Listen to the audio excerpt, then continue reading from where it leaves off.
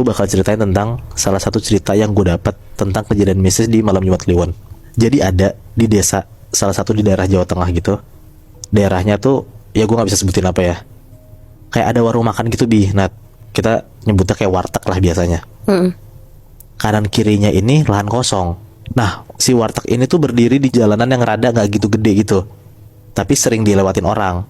Tapi bukan jalan raya gitu, bukan. Oke. Jalanannya kayak biasa, kayak ada yang di aspal, ada yang enggak. Dan di seberang warteg itu ada kayak kuburan. Tapi kuburannya nggak gede, kayak cuman 20-30 makam gitu lah.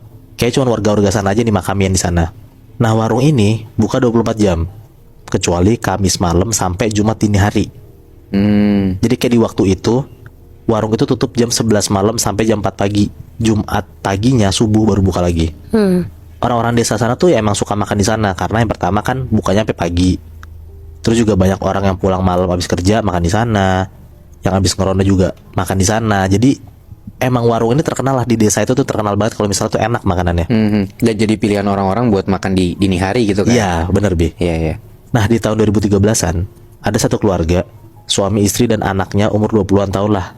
Kita sebut aja namanya Yuni. Datanglah ke desa ini. Nah, mereka semua, Yuni dan orang tuanya, nginep di rumah saudaranya mereka yang deket sama warteg kan tadi gue bilang. Mereka tuh nginep 3 hari. Ya gue nggak tahu lah alasan mereka nginep di sana kenapa. Ya mungkin bisa jadi karena emang mau ngunjungin saudaranya kali ya. Pokoknya selama 3 hari tuh Yuni sekeluarga nginep lah di sana. Nah, di desa itu saudara keluarga Yuni ini juga tinggal bertiga. Suami, istri, sama satu orang cewek yang seumuran juga sama Yuni, namanya Sarah. Mereka tuh mungkin ketemu cuma setahun sekali, tapi kalau misalnya udah ketemu, mereka tuh kayak bonding banget, ngobrol seru-seruan gitu lah. Akhirnya, karena mereka ketemu cuma setahun sekali, jadi si Sarah ini suka ngajakin Yuni main. Nah, diajaklah, kalau misalnya mau nggak nih Yuni, kita jalan-jalan ke desa, kita ke alun-alun, kita ngobrol-ngobrol, jajan segala macam. Nah, si Yuninya mau, tapi Sarah bilang, kalau misalnya mau, Yuni harus nunggu Sarah beres kerja. Sarah tuh kerja beres jam 6, ya mungkin lah sekitar jam 7-an, baru tuh dijemput sama Sarah, baru mereka jalan lagi ke alun-alun desanya. Dan si Yuni tuh ngiyain, pas banget hari itu, tepat di hari Kamis malam. Ya which is malam Jumat kan. Singkat cerita, beres si Sarah kerja, Sarah tuh jemput Yuni ke rumah dan ngajak jalan-jalan. Mereka jalan-jalan tuh sekitar jam 7-an malam, muter-muter, jajan, cerita-cerita, sampai akhirnya mereka ngeliat jam tuh di jam 11-an. Karena Sarah harus kerja besoknya, jadi mereka mutusin buat balik ke rumah sekitar jam 11-an malam. Dan nyampe rumah tuh sekitar jam setengah 12-an. Mereka nyampe, mereka ngeliat orang rumah pada tidur. Sarah tuh bersih-bersih, habis langsung tidur. Dan Yuni masih main HP sambil nunggu ngantuk gitu. Nah, sekitar jam 12-an malam, semua satu rumah udah pada tidur. Yuni tuh gak bisa tidur Bi, Nat, karena dia lapar. Dia mau ngebangunin orang rumah gak enak, karena kan dia juga tamu gitu kan. Akhirnya dia keluar tuh ke ruang makan buat nyari makanan. Ternyata makanan rumah mereka kosong, habis semua. Karena Yuni juga tahu ada warung yang buka 24 jam yang dekat rumahnya itu. Akhirnya Yuni mutusin buat keluar rumah buat beli makan. Beli makanan di warteg itu. Dan dia nggak tahu kalau di situ kondisinya warung tuh tutup. Iya. Wow, oke. Nah, yang tadi gue bilang, rumah Sarah itu nggak jauh dari warteg. Jadi kayak jalan sekitar 5 menitan lah. Nah, sekitar jam 12 malam, Yuni jalan ke warteg itu, dan ternyata warteg itu buka Bi, Nat. Oh. Dan emang sepi pengunjung gitu, lagi sepi kayaknya malam itu. Pas dia masuk ke dalam wartegnya nih, kosong, penjaganya nggak ada. Yuni manggil lah kayak, misi Pak, Bu, Pak, Bu. Berkali-kali dipanggil sama Yuni, tapi nggak ada yang nyaut sama sekali nih. Dari dalam wartegnya pun juga nggak ada yang nyautin. Tapi makanannya masih ada. Ada, di etalasenya tuh masih ada banyak banget, Nat. Sampai akhirnya Yuni mau keluar tuh, karena ya wartegnya lagi sepi kan, mungkin nggak ada orangnya kan. Nah, pas dia balik badan, akhirnya ada orang yang nyaut dari dalam. Maaf Mbak, lama, mau pesan apa? Langsung lah muter balik lagi si Yuni nengok ke belakang, karena kan dia dengar ada penjaga wartegnya kan. Ternyata yang ngejaga tuh ibu-ibu. Yuni langsung balik badan, dan dia tuh langsung jalan tuh ke kayak depan etalase kacanya itu tuh yang buat milih-milih makanan. Ya udah tuh Yuni milih makanan, dan si ibu itu ngambilin. Nah, pas si ibu ini lagi ngambilin makanan Yuni tuh ngeliat si ibu ini kayak senyum-senyum tipis gitu lebih, Nat, sambil ngambilin makanannya. Tapi kayak si Yuni pun juga gak ngomong apa-apa. Kenapa si ibunya tiba-tiba senyum sendiri gitu loh. Tapi senyumnya tuh senyum tipis doang gitu. Nah, karena si Yuni pun juga bingung, tapi dia juga mau negor gak enak, ya mungkin Yuni akhirnya mikir, ya ibunya ramah aja kali sama pengunjung.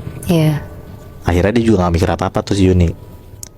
Makanannya datang, udah dikasih sama ibunya ngomong, "Ini mbak makanannya." "Makasih ya bu," kata Yuni. Udahlah, Yuni langsung duduk di meja warteg, habis itu makan tuh dia. Pas Yuni makan, ibu ini nanya, "Bukan orang sini ya mbak?" Yuni jawab, "Iya bukan bu, saya lagi nginep di rumah saudara saya dekat sini." Ibunya bilang lah, "Oh gitu, yaudah selamat makan ya mbak." "Makasih bu," kata Yuni. Nah Yuni ini fokus banget makan karena dia lapar banget kan. Dia nunduk tuh, liatin makanannya aja sambil nyuap. Pas dia lagi fokus makan, dia tuh ngerasa kayak di depan dia, kayak di balik kaca warteg makanannya itu, kayak ada orang berdiri tapi nggak gerak-gerak Bi. Nah, dia berdiri diem aja gitu. Akhirnya nengoklah nih si Yuni ke depan. Pas Yuni nengok, ternyata dia ngeliat si ibunya lagi diem aja, ngeliatin Yuni sambil senyum-senyum juga. Bener-bener kayak diem matung sambil senyum ngeliatin Yuni gitu loh Bi. Nah, Gue mulai merinding ya anjing. nah di situ tuh Yuni juga merinding Bi. Dia tuh mikir kayak, ini kenapa aneh, gue lagi makan kenapa diliatin sama ibunya. Iya. Pas si Yuni juga curi-curi pandang liatin ibunya, akhirnya si ibu tuh langsung masuk ke dalam warteg. Lanjutlah si Yuni makan lagi. Pas Yuni lagi makan, dia denger Bi, Nat, di dalam warteg itu, berarti kan di belakangnya juga kan. Dia denger kayak ada orang komat kamit. Dia tuh nggak tahu kayak suara orang ngaji atau orang komat kamit, pokoknya tuh ngomong kayak bahasa Jawa. Kayak ngomong-ngomong nggak jelas gitu loh. Nah suaranya tuh dari dalam wartegnya itu. Maksudnya dari balik sana kan, maksudnya Iya. nggak lihat kan? Nggak ngeliat. Aha. Kayak kan di warteg kan pasti belakangnya dapurnya kan. Nah dari situ. Dari dapurnya itu. Iya si Yuni denger dari situ. Berarti dari asal si ibu itu masuk. Iya bener Nat.